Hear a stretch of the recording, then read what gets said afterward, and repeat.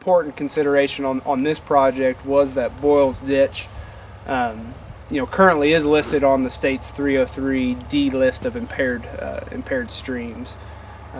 And one of the specific impairments of Boyles Ditch is an impaired biotic community. So the two-stage ditch practice and placing it in this location, was kind of made under the intent that would allow a better aquatic community to develop after having this in. We're a year and a half, almost 2 years after the project's been completed. We do have some historic data that we're going to use to try to reference some of those trends and improvements. But still, it's a fairly young project, and we haven't seen any of that habitat start to develop as of now, or nothing, really that we can tease out of the data at this point. And getting this project on the ground and getting it completed, we played a large role in the planning process. The design was completed by the Natural Resources Conservation Service, and a department of the USDA, U.S. Department of Agriculture. So they helped us from a technical standpoint, and we coordinated a lot of the other players.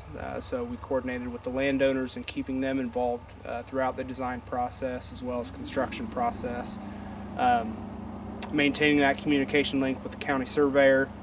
Boyles Ditch is a county regulated drain, so there is a management interest from the county standpoint in the drainage board. So it was important in maintaining that communication link. Communication was probably the most important part, and probably the most difficult part of this project, was just making sure that all the stakeholders were involved and were up to speed. There's a lot of different moving parts that went into this. So I feel like we did the project was a success from that standpoint, and we learned a lot of lessons in terms of how to work from basically the federal level all the way down to the county level. It takes a lot of coordination and a lot of time and attention to do that. From a permitting standpoint, the time that this was developed here in 2011, it's still a fairly new project.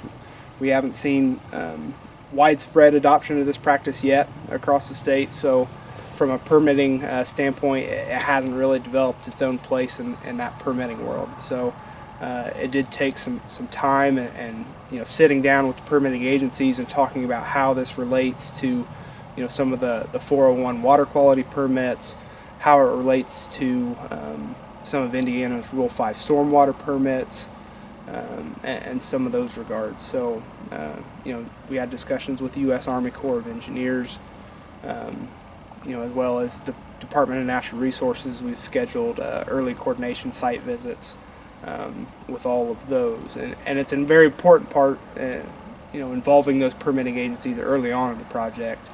I think that gave us a good foundation going into it as far as making sure we had all of our bases in place prior to construction starting. The design was originally, we did this survey with the Nature Conservancy, Kent Walmsley and Dave Duncan, the Howard County surveyor, and myself went through and did cross sections about every 200 to 500 feet through this half-mile stretch of ditch, and then through those cross sections we entered that into a model, a two-stage ditch model, to come up with the appropriate design. Probably one of the main focuses would be to reduce the number of landowners within the two-stage ditch area. You are talking a half-mile stretch, so if you can find one owner that has both sides of the ditch, it simplifies the paperwork.